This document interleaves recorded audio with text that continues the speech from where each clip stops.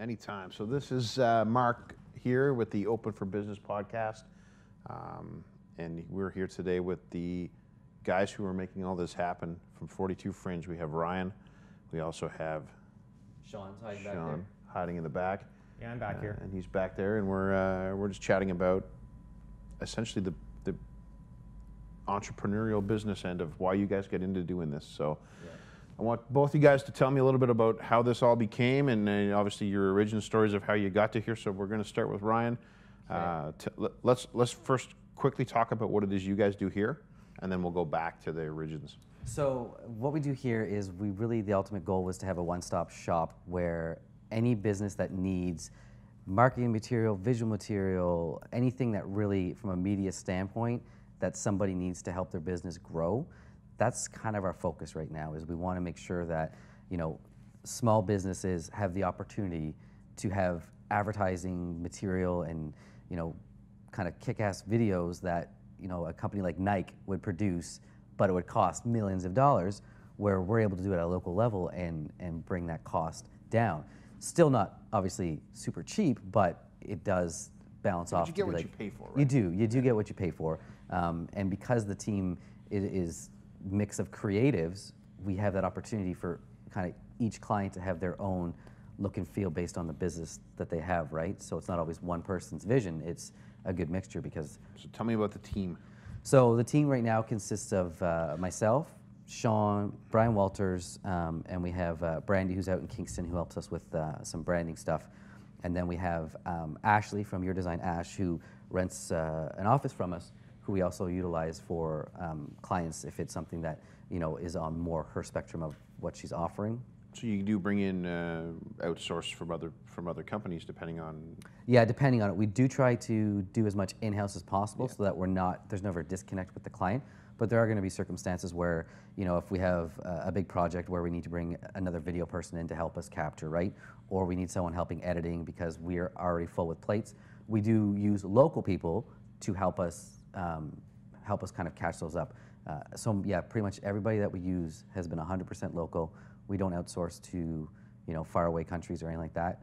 Everybody we use is 100% here. Awesome. And here is in Pembroke, Ontario, which is a beautiful studio. There's, obviously the room we're using now, but there's multiple facets of this business, and they can change it and shape it and add stuff. And one time I came in here and you had the water rain machine going, and I'm it's like they're kind of on the top of the edge of all this marketing and stuff. Yeah, with the space we're in now, we have that ability to kind of shift, be very dynamic with the needs of whatever's happening, right? Because Brian and I are both mainly photographers, when we need to set up something for a photo shoot, we have the space and we can utilize everything we need, and very rarely is it the same thing being shot again and again because of the space that we're kind of offering here, right? So you say you're a photographer by trade. Let's go back to your origin story. How did you get into doing all this? Let's go back as far back as your... Oh, we can go far. Okay, so I'll start really at the college phase. I wasn't into photography when I was younger at all, and during the .com phase, so like the early 90s, right, like early to late 90s, the big thing was like web development, all that, and design, and that really intrigued me. So I was like, all right, this is what I'm going to go do. I'm going to go. So I went to Algonquin College campus in Ottawa, did my course there, and that's when Photoshop got involved with me. So I started to understand Photoshop and what you could do with images and all the manipulation stuff that's possible with it. And then I also touched on like what at that time, it was Premiere at that time still, and it was owned by a company called Macromedia, not the Adobe we know now. Yeah. Did college, graduated, enjoyed it, and no word of a lie, the month of my graduation is when the .com bubble burst. So all the jobs were gone. Nobody was employing, basically. Internet was over, or it was going to never be used again. Yeah, basically, so what I had gone to school for was no longer a viable option right out of college. Eventually now, it's very easy to make it work. But during that time, I was working at Walmart. I worked there for a very long time. And then I met my wife and started, you know, just taking pictures of like, you know, landscape. That's almost how every photographer starts, is they just start taking pictures of like the outdoor stuff, Clouds right? It's like, trees oh, that's cool, that's cool.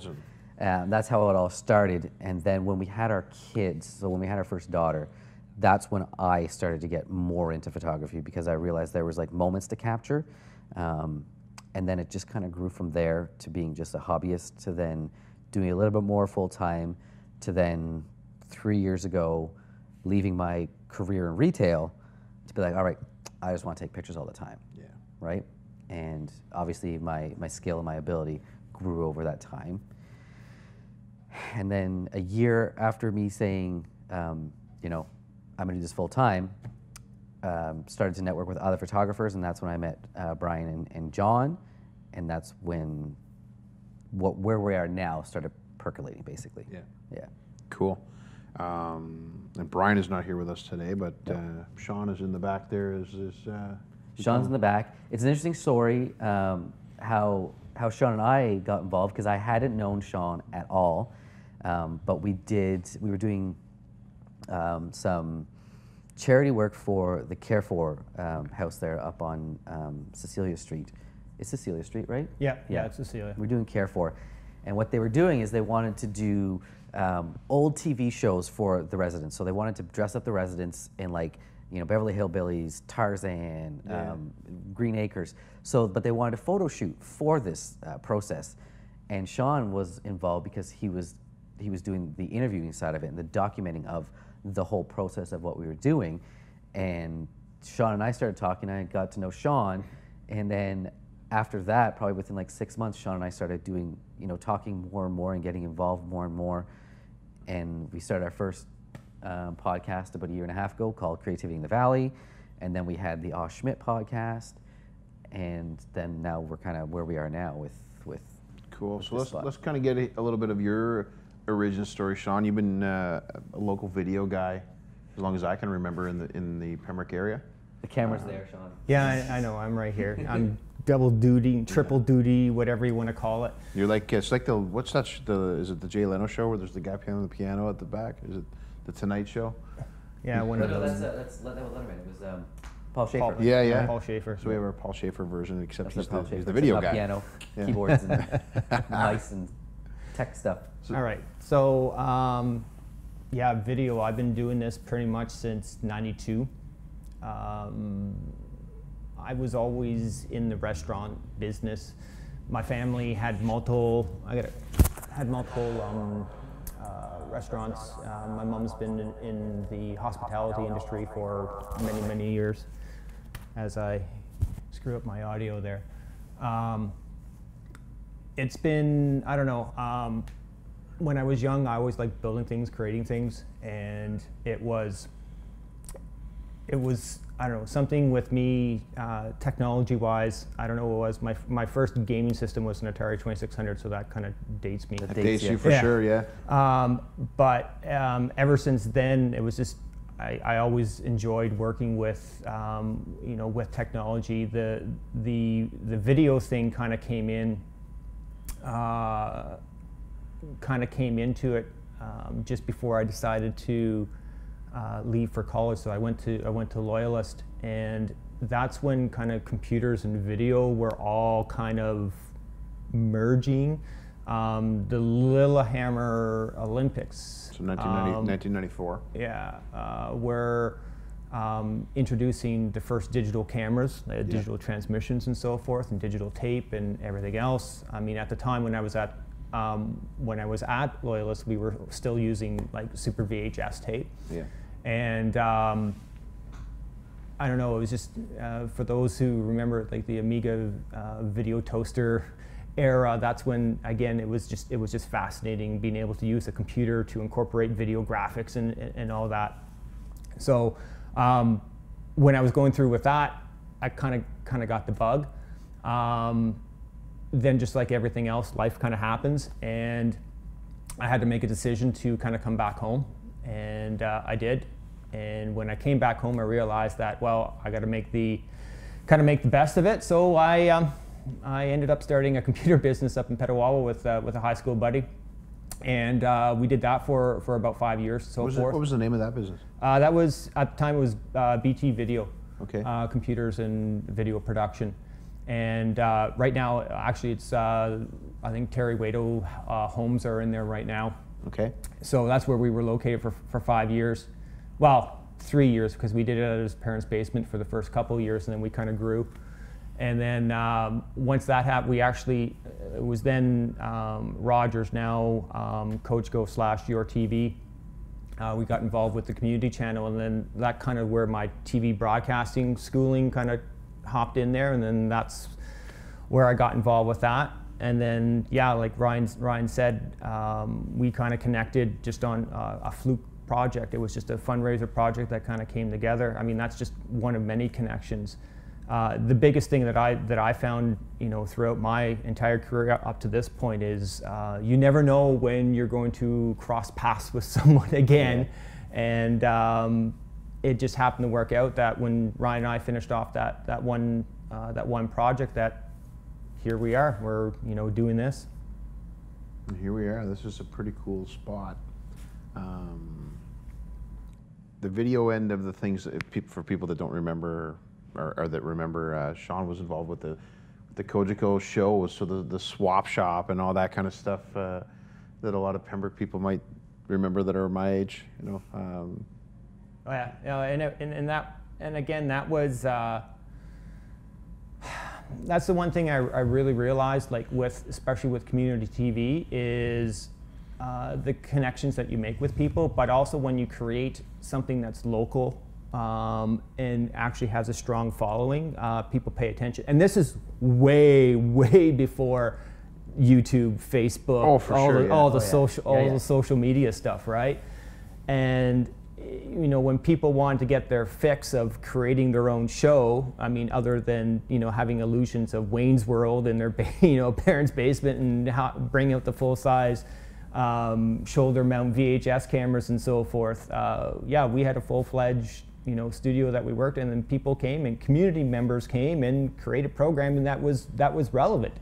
And I mean, now with social media and YouTube, I mean, you can do it anywhere, but what I find is now everything's kind of gone a 180, where, yeah, it's so easy to do video on your phone or in your basement or wherever, but now people want that quality. People want that, you know, they want that TV polished, you know, product again. Yeah. So. And it's funny that you talk about TV, because that's literally like YouTube, Netflix, Hulu, all that. They are this generation's TV, right? We grew up with watching commercials. We grew up with like all those things where you know, you had to stand up to change the channel. I don't know if you ever had that, but oh, for sure. I remember our first bunny ears. Have you been with the bunny ears? The bunny ears. So I mean, it's just all shifts, right? And again, I remember when YouTube had no commercials, right? Yeah. And now what's happening with YouTube? It's all commercials, right? And that part is where I look at a local level and go, you know, why are businesses not taking advantage of that? And so let's go back a step from that. Remember, you know, you talk to some people, our parents' age are a little bit older. Yeah. They don't remember having a television. They used to crowd around the radio. Yep.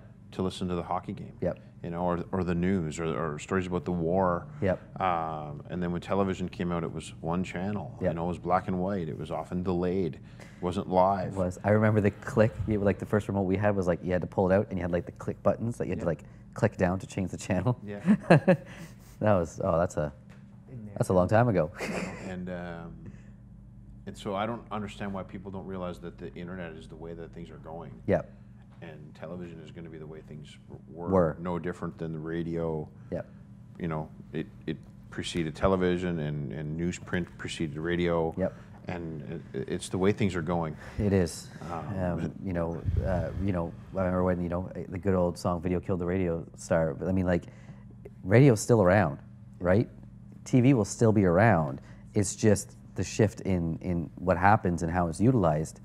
Is that's what changes. Well, and a prime example of that is when music videos started to become popular. Yep. There were certain bands that said, I'm not doing that. I'm Yep. not having videos, no way, we're not selling out. Yep. Well, the ones that embraced it, the bands that embraced it, the Pearl Jams and the bands of the 90s, you know, they are the ones that went on and became big bands, and the other bands faded away. Like successful. Actually, Pearl Jam, when you talk about like, you know, grabbing onto that, you had the whole Napster thing, right, with Metallica, like just suing everybody for stealing their songs, where Pearl Jam was like, bootleg our stuff, man. Go right ahead. Well, not only get that, it out there. they hired somebody to record their shows. Yeah, I know. Bootleg. And it was like, they just they took it right. And Metallica's still around, but you know, Pearl Jam, I think has had a more consistent. If you can't beat them, join them attitude. Yeah, right. Yep. So it's just interesting stuff like that. Again, you have to adapt. And right? I think today's businesses, if they don't get on board, they have to adapt. Have to adapt. If they don't get on board on the way things are going, they're going to be gone. If you have a business that was like running in the 90s, it's not going to run the same way it's going to run now, right? Even a business the way you're running 7 years ago, still not going to run the same way. You have to be able to adapt, and yeah, it costs money, but you know, if you want to be successful with that, you got to change with it. Yeah. So I think we've chatted a little bit about how your partnership with you guys have developed. How do you see your business developing and continuing to grow? You know, it's one is the partnership will continue to grow and it'll be continue to get stronger.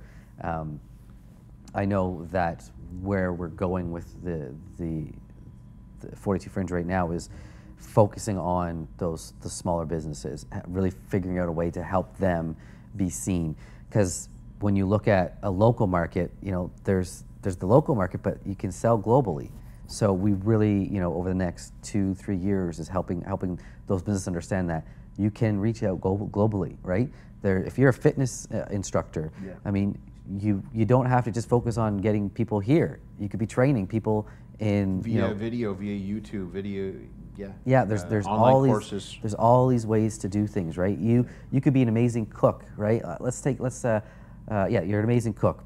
You know, you could have your own cooking show, and you could have people subscribe to that cooking show and make money off of that. Like, there's so many ways, and that's what we want to do. Is we want to try and help, you know, the smaller businesses locally grow and go globally, and then we want to also work with larger companies where, you know, we can help them save money because our budget would be a little bit lower than going to. And do you think by working with all these different businesses, you'll be able to develop like strategic alliances like you and I have, or, you know? Well, yeah, absolutely. Like, you know, because like when we were talking about earlier, we hire local, is like we try to then, you know, connect with people that are going to help not only us succeed, but them succeed as well, right? So we can create partnerships with, you know, like the boys that were in last week, right? Yeah. The Rebel Marketing Meet guys, like having connections with them is how we will grow and help them grow at the same time, right? Yeah. And it's meeting people like you where it's like, all right, let's figure out what we can do. How's this going to work? You know, there's all of that that's kind of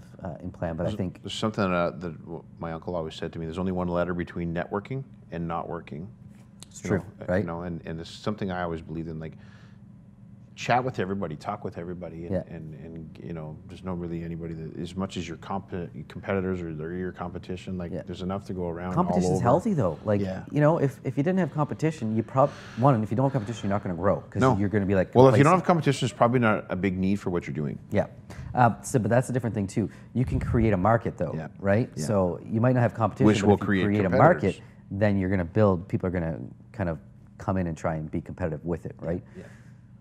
You know, but just with this strategic alliance stuff, like I said, I'm sure there's some companies that could use your services, and because you have strategic alliances with other companies, you can mesh those together and use, you know, the bits and pieces from different people's businesses so that everybody gains. Yeah. You know, for example, doing this podcast, you know, or doing you know, some of the video work that you've done for different clients.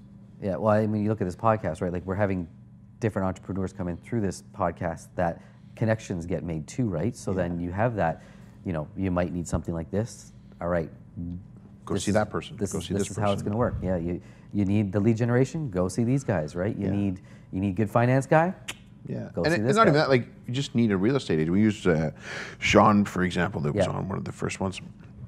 I mean, there's all kinds of real estate agents, you know, and realistically, let's use me, for example. I'm going to buy a property, then I may not buy another one for a long time. You know, I may never be a client of Shawns. Right. But that doesn't mean I'm not going to refer him because I don't think he's a good real estate agent or a good guy or whatever. You know, like there's a lot of them around. Yeah. And people are free to pick and choose on who they want to deal with based on whatever. But to educate people of even why you should use a real estate agent or a mortgage broker or a company like yours, like you know, people want to have quality at whatever at a good price. So yeah, it's true. I think that's the biggest thing is the education process, that a lot of people don't understand, you know, what is involved. I think part of my biggest challenge is when I get clients, to educate them on the process of what's all involved, and that can be tough at times because a lot of times, if you go back to the traditional ways of marketing, when you had your TV broadcasters, your radio, your newspaper, right? A lot of it's just fire and forget, right? I need this ad in this paper during this time. This is what I need it to say. Yep. Or I want this, you know, said on the radio, produce it, and then it's fire and forget. How much does it cost? Here you go, right? I want to add, but that's what's great about this day and age is you can literally find all the information you need to make that ad be successful. Do you know what I mean? Like, the information's all there. You just have to do some research, gather the data. Where before, you know, when you're doing a radio ad, it was like, okay, we're going to play a radio ad between 1 and 2 lunchtime. Hope people are going to hear it. Hopefully people listen. We don't know if they're going to. Yeah, but now you can actually be like, all right, I want to create a Facebook ad. And I know my Facebook ad target market is from this age to this age. I know what time they're on their browsers. I know, like, all that stuff. You can target your audience. It's targeting, right? We're also documenting things that can be used over and over and over again. Yeah. Somebody may watch this video 10 years from now. Yep. You know, we're 2018 right now. Maybe in 2030, our kids are sitting around watching this. Yep. You know. Do you know what I'm saying? Like, we're versus wouldn't it be really cool to go back and watch a video of your dad's 16th birthday? Yeah. You know what I mean? I know, right? You know, would be or very whatever. interesting. So in this day and age where we're documenting versus creating, and that's the thing, is a lot of people don't understand. I mean, what's one of the biggest hashtags, the Throwback Thursdays, the TBTs, right? And people, you know, they're easily posting up pictures and everything else, and you know, in old videos, and again, like for me, you know, because of the technology, because of cloud storage, because of things like YouTube, Vimeo, you know, the list goes on, you automatically get that archive, and it's so easy. It's not like pulling old VHS, you know, tapes, right? You know, out of the trunk that's been sitting in the back cedar closet for the last, you know, 20 years or so forth. Yeah. And you know, it's just, it's that instantaneous. But again, part of that challenge is because of the technology, a lot of people think that, okay, I'm going to take my phone and I'm just going to do it myself because it's easy. Yeah. Well, I mean, just look at the setup for the podcast we have right now, right? Like, again, people might just think we have our cell phones set up, right? They don't know. They don't know, but there's like that we have 3 cameras that, you know, cost. What's these cameras worth? Sean. They're like $2,800. Yeah. Right. There's 3 of them. And then you don't even see the rig that Sean's using to capture all this and all the stuff that goes into it. Yeah, it's all over the place. It's really interesting, and you can do it from your phone, and you can do it from, like, you know, a DSLR and stuff like that. Well, I do. My Go Hunt Birds podcast are recorded off my phone and a $250 Yeti mic. There you go, right? And I sit down and kind of quickly edit it with Audacity, which is a free download. Yep. And I upload it with Buzzsprout, which is a subscription-based uploader, which is like $16 a month. So that podcast, and I paid a few $100 to get an intro and extra and that kind of stuff. Yep. I don't have any video for it. No. It's only an audio podcast. Very little overhead to get that running. Yep. You know, versus what you guys have here. You know, Yeah. but obviously this is the quality of this is substantially higher. Yeah, definitely. You know. Yeah. So. And I still think the concept of a podcast for the general public is pretty foreign to listen to them, let alone even have one of their own. Yeah, I do know there's some people around that still don't understand podcasts. They don't know what they are. Yeah, they don't get it, right? You know, and what I really like about it is we're documenting what we're doing. Yep. you know, especially as business owners, as you're kind of going through your journey of documenting and doing what you're doing. I wish I had more content from when I had my bike shop. Yeah. Other than a box of old photos. It's true, right? You know, and I still have a T-shirt, I think, but the rest of it's gone. Like it's just, I used to have a bike shop, and people kind of remember it, but there's no documentation of it, no video, no whatever. None of that. You know. Yeah, it's interesting. It's very interesting. Well, and again, it's.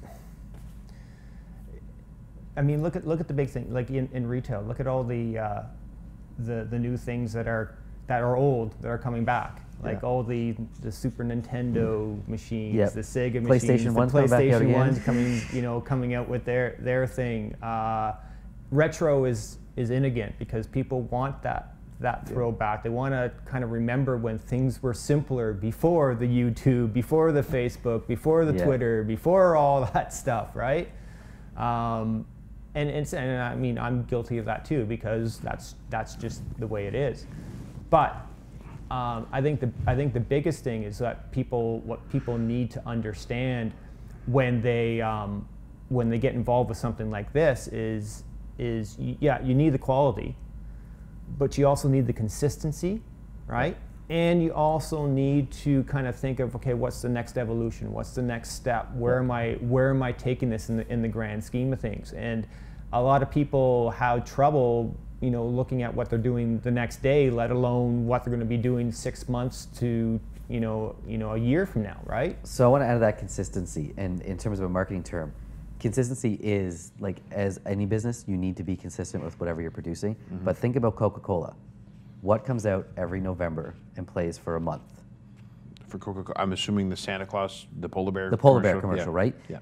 That, I believe, started back in 1947 or 48, the first one. And it was in, I think, like Sweden or somewhere. It was a European country where it was marketed first, right? Yeah. But that's a consistent thing. You know that every year Coca-Cola is going to send out that polar bear commercial. You almost expect it. You expect it, right? So, and that is where, brand awareness comes in to play, and how brand awareness is different than marketing, right? Yeah, that's a different topic.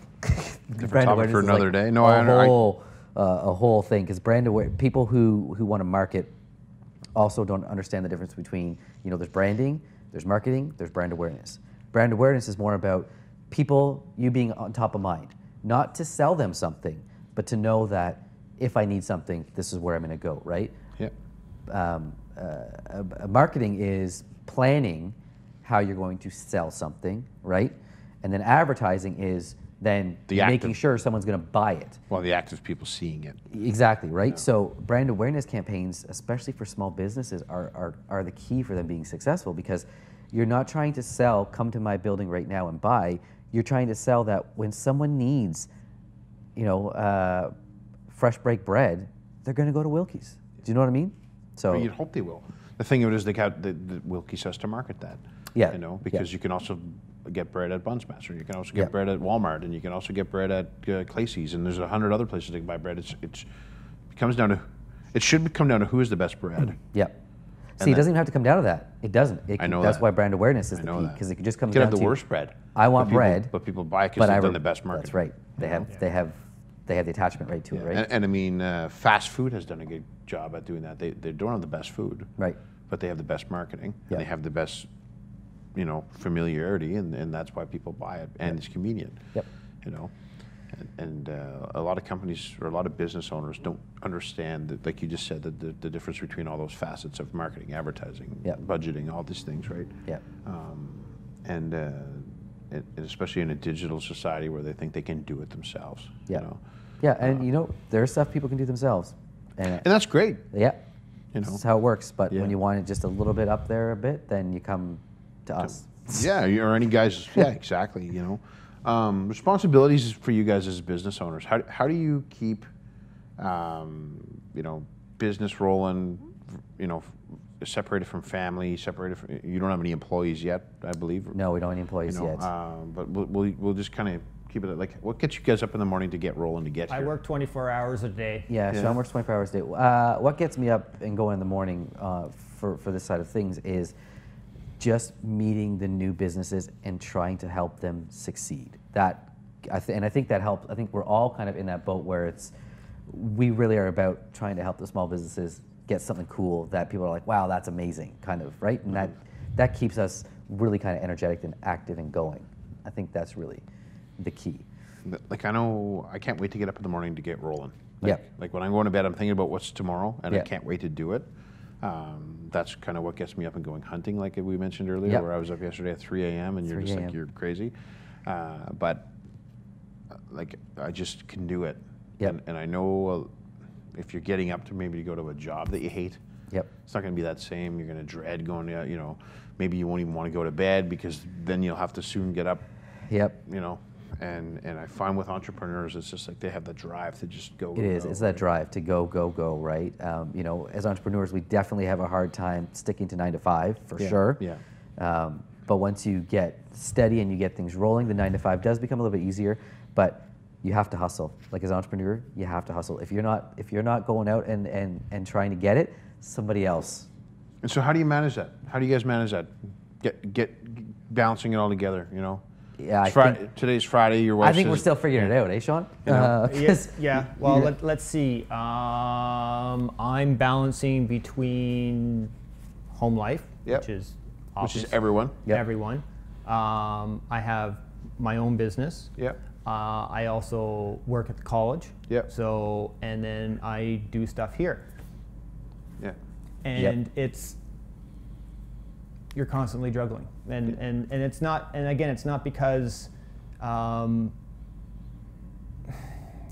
I said, that's what drives me. I ask anyone, I cannot sit down for a long period of time, and when I do, like when I'm quiet or when I'm not, you know, people like, are you okay? Are you all right? Like they know when something's wrong, because normally I'm always, I'm all over the place, right? You mentioned that about juggling. I said that to Shawn on the way in here this morning. We were, you know, talking about how things are going. I'm like, you know what? If you're juggling and you have like just enough balls in the air, and then you think, okay, I'm good, and then someone keeps throwing more balls at you. Like that's how I feel all the time. And it's hard. I mean, I know from like an administrative part, it's usually me that's taking care of that stuff and trying to keep that organized. I find it a little bit simpler instead of being like, hey, you know, Shawn this, Brian that, when you have at least the central focus. But we do want to actually employ someone that is going to take care of that for us so that we can focus on. So a manager. Basically studio manager, really. So that we can focus on the creative side of stuff a little bit more. Because I definitely, a lot of my time is poured into here. I'm usually the only one that's here like Monday to Friday, you know, 9 to 4. But I also don't live far, so it's easier for me to be here than it is for Shawn when he's at the college and when Brian's at home in Petawawa. But whenever something's happening, there's usually 2 of us at any given time working on it. And then our last big project, there was 5 people giving us a hand with that. So do you find time balance between trying to find those projects and actually working on them? There's more time going into trying to get more people in than actually being the creative, which is probably what your guys are all good at. The creative part is where I definitely enjoy more. I take less and less photography. I'm going more and more. I'm like, hey, Shawn, this is what I think we should. This is how it should look. What do you think? Shawn be like, yes. You know, I didn't bring up the lighting thing, right? So Shawn's used to lighting everything like this. He's used to the broadcasting lighting. And when we were filming a podcast a while ago, it was that same, we got to blow it all out. And then I was looking at the screen with him, and I'm like, no, we don't want to do that. We want to have some contour. And that's why this works really, really well, is because Shawn necessarily wouldn't see it from that side. I would see it from a cinematic side. But in a case like this, we want to have it like this and blow it up. And that's where it's really interesting and why the personalities and our creatives work kind of well together, right? We each offer something. Well, everybody offers a different piece of the puzzle. Yeah. It's not 5 guys doing the same thing all the same way, and this is the only way we do it. It's really interesting. And obviously, you guys can take constructive criticism in order to do that. Well, you have to. You have a lot of people can't.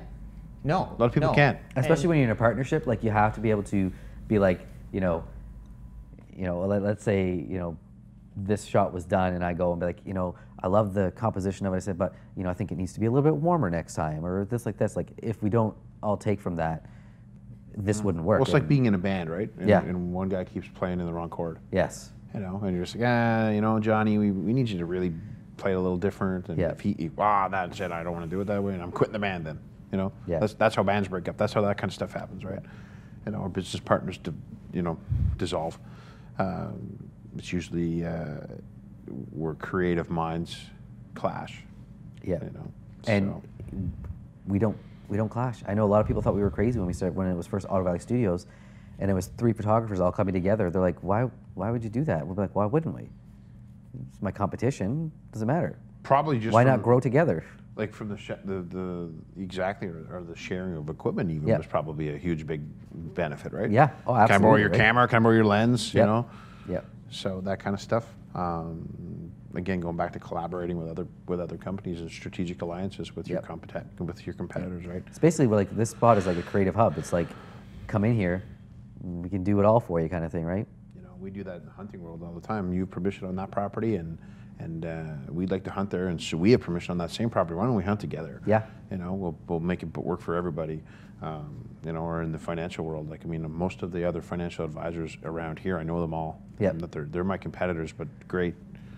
There's enough financial services. Yeah, for there's everybody. enough, right, to work together. Yeah. So absolutely.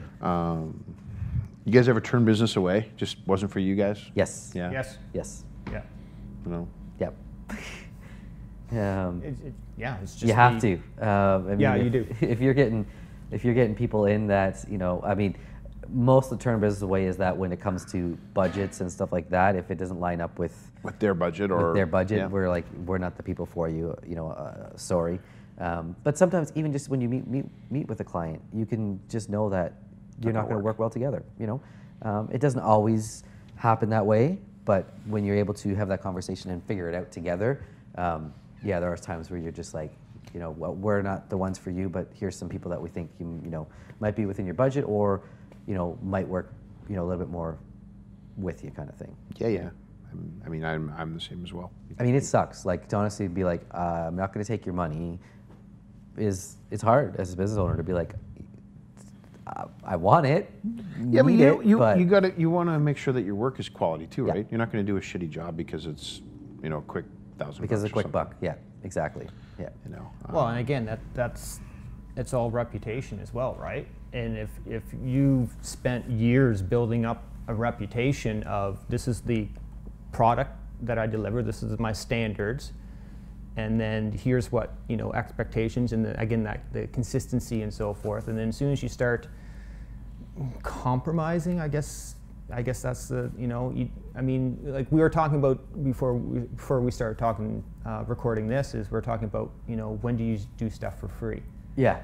Mm-hmm. Right? And that's, again, one of those juggling things in the business where you really have to look at, okay, when do I consider my services a contribution towards a greater good? Yeah, or maybe it's a loss leader too. I'm going to do this for free in order to, down the road, that'll make more. Yep. You know? It's true. So, yeah. But, and then we talked too about discounting product. Like, yeah, never discount, man. No. Never discount. You know, I mean, why do you think you always see, you know, 30% off at every retail, like almost all the time? Do you know what I mean? Like, you go buy Reitman's, there's always going to be a sale sign up there. Well, yeah, and that's true. And so what it trains your client to do is to think that there's always a sale coming. Yep. And it also trains your client to think that your product is only worth what the sale price is. Yep. So if let's say you're selling a shirt and it's a $100 shirt, and the client knows, we'll use Canadian Tire for a prime example. The Canadian Tire flyer. You go buy a block of knives and they're $800 on for $99. Yeah. Well, why would you ever pay $800 for them? The really interesting thing is, you know, product you can discount, but when you really think about it, you cannot discount a service. No. You can't. So, you know, if I'm a video person, I'm like, I'm going to give you 50% off wedding packages for 2019 if you book now. Like, that's a service. You can't discount services. You don't see doctors and dentists discounting fillings, you know?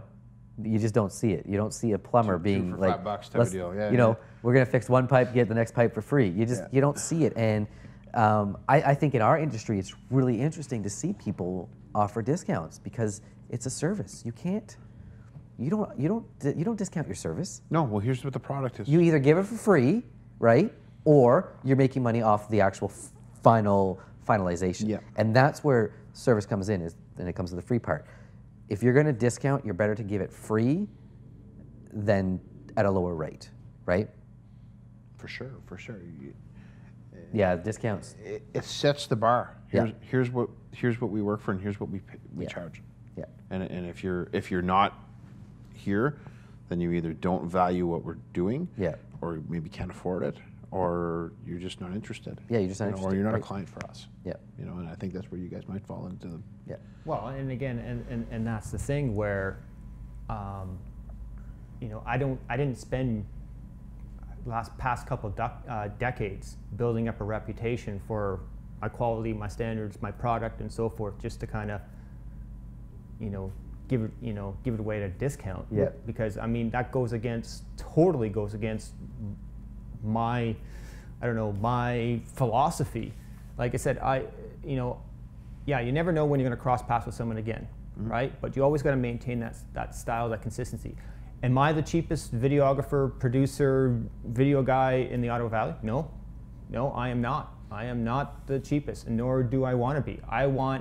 When people think of video, I want people to think of me, right? Regardless if I'm with 42 Fringe or with the Combi Tech, or if I'm doing stuff with the college, I want people, when they think of video, I want people to think with me. I don't want them to think of, wow, he gave that for like half price there last time. No, that's not what it is. I want people to think of me and know that if I give them a price on something, that they know that they're going to get this level of quality, this consistent product out of me. And then of course, because I'm a techie, if I have any new gadgets and new tools, I'm going to use them to the full capability that I have to elevate, that project. It's because you love what you're doing. That's Yep. that's a big part. Exactly.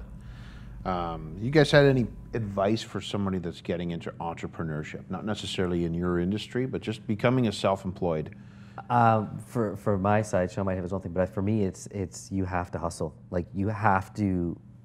And it's funny because some people are gonna say never hustle. Some people are gonna say hustle. From my perspective, is I think you have to hustle. I think you have to. You have to be always going after what your business needs, because if you don't, someone else is going to. Yeah, and no one's going to give it to you. No one is ever going to give it to you. Maybe 1% of the world does get to give it to them. I don't know, but it's to get where you want to go.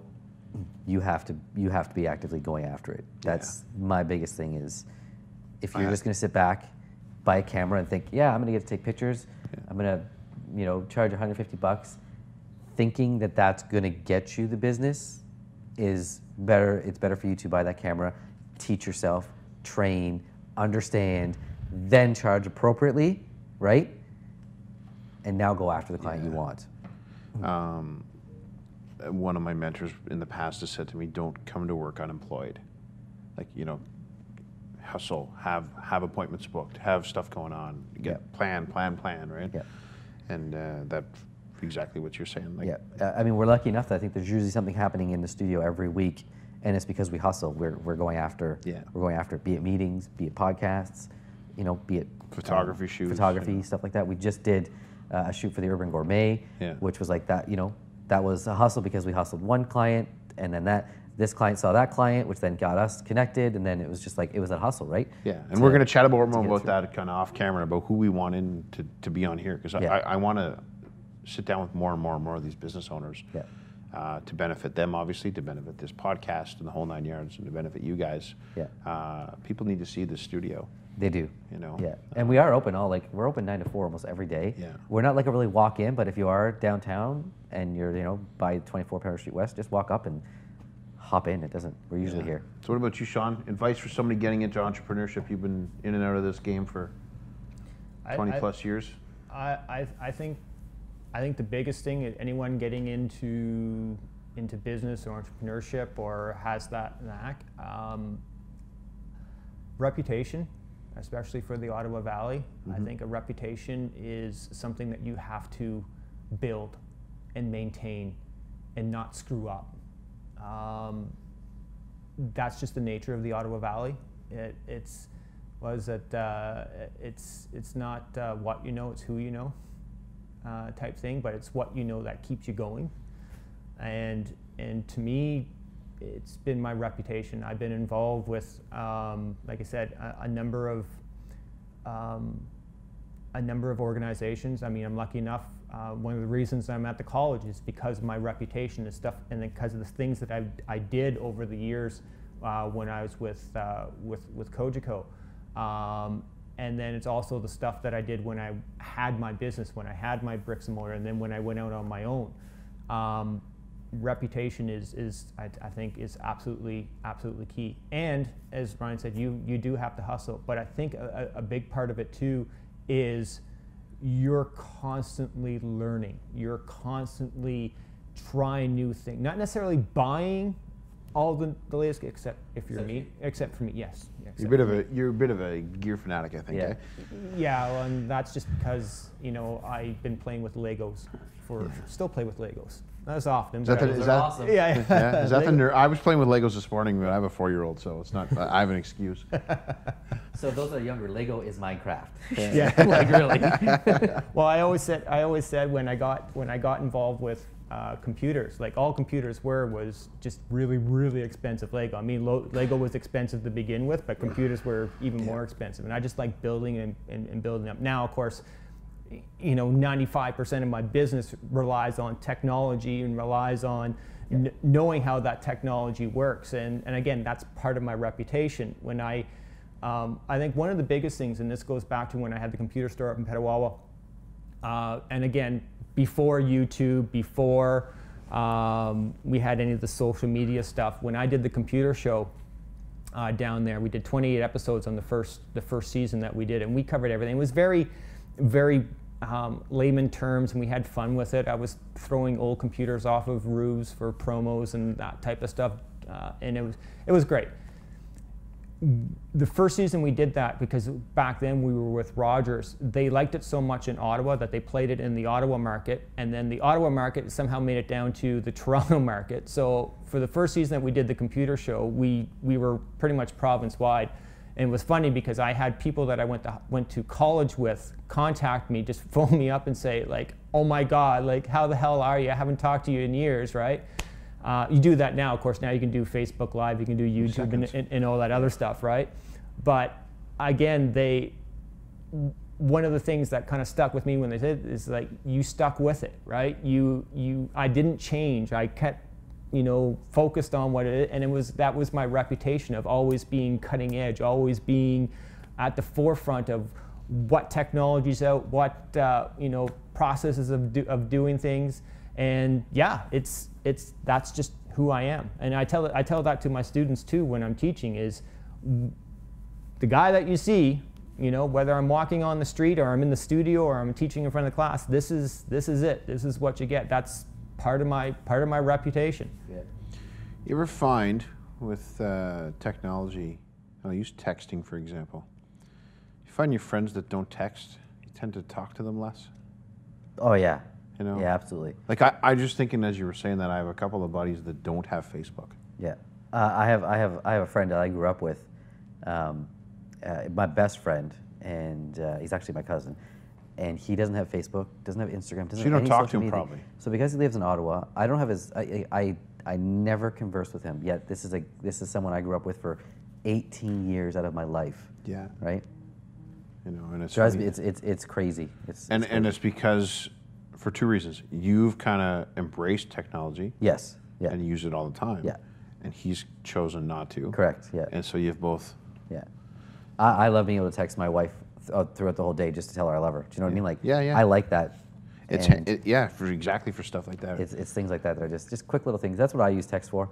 I still don't like using text for like long conversations. I'll call someone up for a real conversation, right? But texting is great for quick little. Like I enjoy this going? Conversation. Yep. But like I don't need to talk to you for 20 minutes about what day are we doing this. No, because you imagine trying to do this conversation. Like you ask me for like advice about like, hey Ryan, I'm trying to do a marketing thing, and I'm like texting you like, oh well, this is what you need. Like, oh my, no. But if I text you and say, hey Ryan, what dates are we doing podcasts? Then I'd be like, then boom, you boom, can boom, boom. put them in a text, and then I have them saved. Yep. And then they're there, right? Yeah. I still find it surprising when someone will send me an email or text, and I get this at the college a lot, and I actually show up at their office door, and they're like all surprised, like, oh, I just texted you, and I'm like, well, here I am. Like, you know. I almost always text Sean before I stop by his house. I'm like, hey, Sean, you home? And I'll just come by. Make sure he has clothes on, or you know, whatever. So who would you guys say is a mentor? Who kind of got you? Maybe either you're into photography or into business or into both. You know. You know, I've thought, because you've asked this question to other people, and I've thought about like mentors that got me into business. Like, I can't think of someone that, you know, got me into business. I'll say that when I was at Walmart, I had a DM, so a district manager. Yeah. A really great guy. His name was Bernie. I'd say he's the one that I kind of looked up to, if you know. Like, he was a smart guy, knew what he was talking about, even though it was retail. I think kind of listening to him and learning from him helped me to develop the skill set I needed to be an entrepreneur. Cool. I have to say that guy was a big helpful. But in terms of photography, the person that, you know, visually got me going was a guy named Scott Kelby, who's out of Florida. He just made photography look more exciting and fun than I already thought it was, right? Yeah. So, but yeah, business side would definitely be my old DM. What about you, Sean? The you know, mentor, that somebody that either A, got you into the video game, or B, you know, into being self-employed? I think that's easy. It's the gentleman that I'm actually work with at the college, Jamie Bramberger. Yeah, he started out in broadcasting, obviously in radio. Yeah. But I say Jamie's old. You trying to date him? No, I'm not saying Jamie's old. Yeah. I'm just saying that when I first got involved with doing things with him, it was a no-brainer. Like, I saw someone who was very progressive, but also someone that understood the community and understood the importance of being attached to the community outside of what you do. Yes, the college is a big part of the community, but all the other things that he does outside of that, the fact that for the last 25 plus years he's been calling Lumber King games, you know, and that goes back to when I would, you know, Rogers and Coach Go, now Your TV, right? He's still doing it. Well, I mean, he's a big sports fanatic, but again, it's that consistent. It's just that other contribution that he does, and you have to do that. You have to be out there, you know, in your community outside of what people, you know, normally think. Like I said, a lot of people said, "Oh, you don't have a camera with you today." And I'm like, "Yep, day off." So no, it's really because I'm still thinking of other things that I need to shoot, or I got, you know, something else on the go. But I think from the get-go, he's been probably the one that I've looked at more as to become a community advocate and a community leader, but attached to that is also the business part of it. If you're showing that you are progressive and that you're the go-to person, you know, people see that and people expect that, and I've kind of maintained that throughout my entire career. Yeah. Cool. Jamie has a book coming out, I believe. Yes, he does. Do you know the name of it? I don't know the name. I know it's to do with hockey. Yeah. He spent the last, I'm going to say 2 years a bit working on it. So actually, I'm going to help him with some of the promotion part. Yeah, there's an event coming up. Putting that together for his Is it book. like a, what do they call that? When you release a book, there's the name for the event. Book launch. Book launch. Yeah. Book launch? In December, I believe. Yeah. Yeah. Yeah, and that's what he's going to, you know, do. But again, that's another one of those things where, again, he's following a different passion. Who did his headshot for the book? I don't know. We gotta figure that out. Yeah, well, you can. Every author needs a good headshot in the back of that book, yeah, with the pen and the writing. Like, no, anyways. How do people get a hold of you guys? Right now, you can reach us at www.42fringe.com. You can reach us on all the social media platforms, with the exception of Twitter. We're not Twitter guys. Or you can just walk to 24 Pembroke Street West, come up to Suite 5 and say hi and check the place out, right? Yeah, that's what people need to do. I think more of the local community needs to know that this is here. Yeah. You can, you know, and you guys have been doing a great job of doing that with your social media and stuff like that. But, in a day and age where everyone thinks that they can just start recording with their iPhone or their Android phone and be a professional photographer with a couple of filters and apps and stuff, You're right. There's the people that, so we have a client, and she's a smart client, and she does know, like, she uses her phone and she does, like, you know, that stuff on her phone, but then she always comes to us when she wants to hit the next level of what she's trying to do. Yeah. And then she'll go back to using her phone and everything like that. But then I think you have to do it all. I think in marketing, you know, in today's world, yeah, like, people or clients or potential customers expect all of it. If it's continually a polished ad all the time with the best of it, people are just going to get, they don't care. they'll get bored. You know, Yeah. so, you know, like I said, we were talking about how yesterday we were hunting, and we Go Hunt Birds page, Yeah. and we had a fender on our trailer brake, and I just grabbed the video and started videoing the guy. We fixed it with a couple of empty beer cans. Yeah. You know, And people like that stuff, right? yeah, but it wasn't professional. It wasn't, Nope. you know, it was just there on the spot, and I had my phone, and And too, it all depends on who you're trying to market to, right? Yeah. So once Yeah. you kind of figure that out, again, something we help with. Once you figure it out, then you know, okay, I need to do like this kind of stuff and Yeah. that kind of stuff, right? you know, but so that's cool. So social media, obviously, all of the above. Yeah. Do you guys have personal pages as well? Yeah, we all have our own personal pages. Brian is Brian T. Walters Photography. Sean is Combitech. Don't go to his website. It's the Hey, No. hey. The website and Is it under development? no. No, just- it's not a development. Okay, It's, so Sean is too busy to have his own website kept up to date. That's the thing. Like Sean's That's what happens. Sean's Yeah. website is. When you work 24 hours a day, that's what happens. You'd think a guy that his whole life is to create content would have a whole bunch of content to show, but Well, Mechanics here, this generally goes drive the back- worst cars. it's this funny. goes back to the plumber who doesn't fix. He Yeah. did change it though over like I did. 2 years. I did. A year and a half ago. In my defense, and this is the recording of it. So in my defense, because of the nature of the content I provide, a website for me, It's kind of irrelevant. it's irrelevant. You know right? what? People, no matter whatever business you are, you need a website. Yeah. Yes. Okay. Even if it's not full of Done. content. Even End if it's end not of full story. content. Period. End of story. The Yeah. end. Done. Yeah. Yeah. So, but the biggest thing is, and yes, it was 6 years, and it was 6 years before I changed, and all it was just a landing page, Yes. directing them to my social media Yeah, feeds yeah. and so forth. Yeah. Yes, I did fix it. Yes, I polished it up. I gave it a little bit, but yes, that's kind of the hypocritical thing, I guess, if you want to say, is like, wow, you create content for people's websites, but you don't do have it any. yourself. I'm like, yes, and I am guilty of that. But again, most of my traffic, and because we all talk about analytics, and we all know how easy it is to Yep. find out, social media stuff through analytics and that. My analytics show more people find me through my YouTube, through my Facebook, through my Twitter, Yeah. through my Instagram, et cetera, right, than they do on my landing page. And my landing page is someone is, oh, what's your website? Well, here's my card, here's the website. It's going to redirect you to all my social media feeds anyway. Yeah. So for me, again, going back to, do I want to spend time working on all the background stuff, right? Or do I want to be spending all my time on the creative Oh, part, you want to create the stuff. right? I just always found it funny. Yeah, and I'm again, not gonna lie, our 42 Fringe website is literally just a landing page with the quotes. and I still don't have a bio.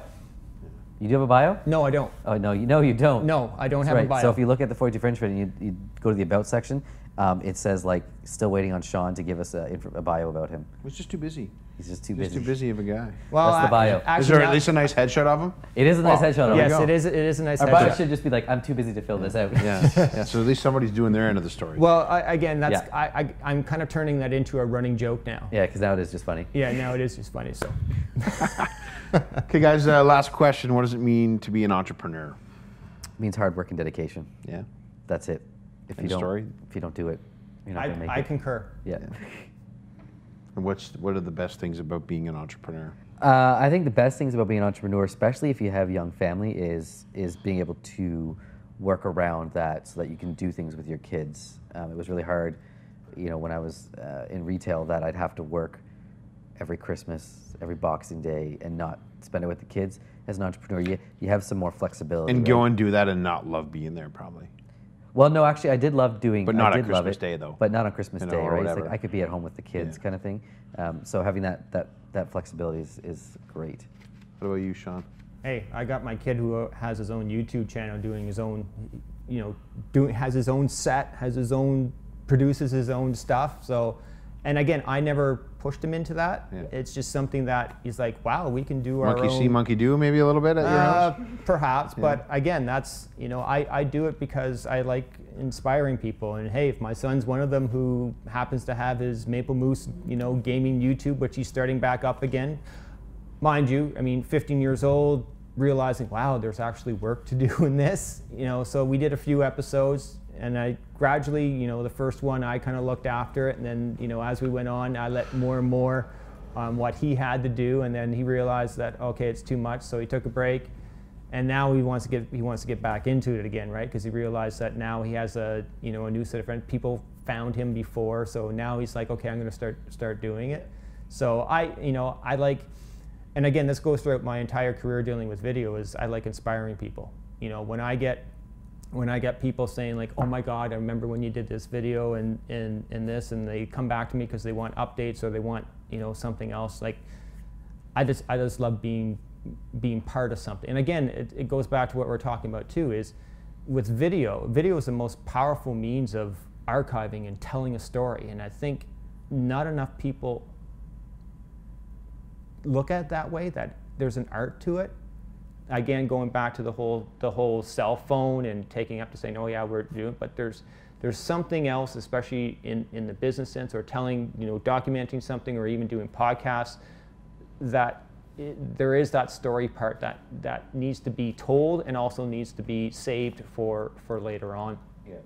Cool, guys. Well, I'm going to wrap this up. I want to thank the two of you guys for helping me do these podcasts, because without this, we probably wouldn't, without the studio and you guys kind of keeping me on board and keeping me in check and getting dates on a calendar, we wouldn't be doing this. I think anybody who wants to get documentation of their business / video / photography, creative outlet needs to come see you guys, and not just pumping your tires, but if not you guys, another firm, but preferably you guys. And if it doesn't work for us, we will help find someone that does. Exactly. Right? It's the way business is going. Yeah. Like whether you're selling ice cream cones or you're selling tires or you're selling insurance or whatever it is you're selling, you need to be, with the times. And that's where we're going. That's where we are. With the times. So thanks again, guys. Open for Business podcast, and we're closing the doors. We're out. There we go. We're out. Cut.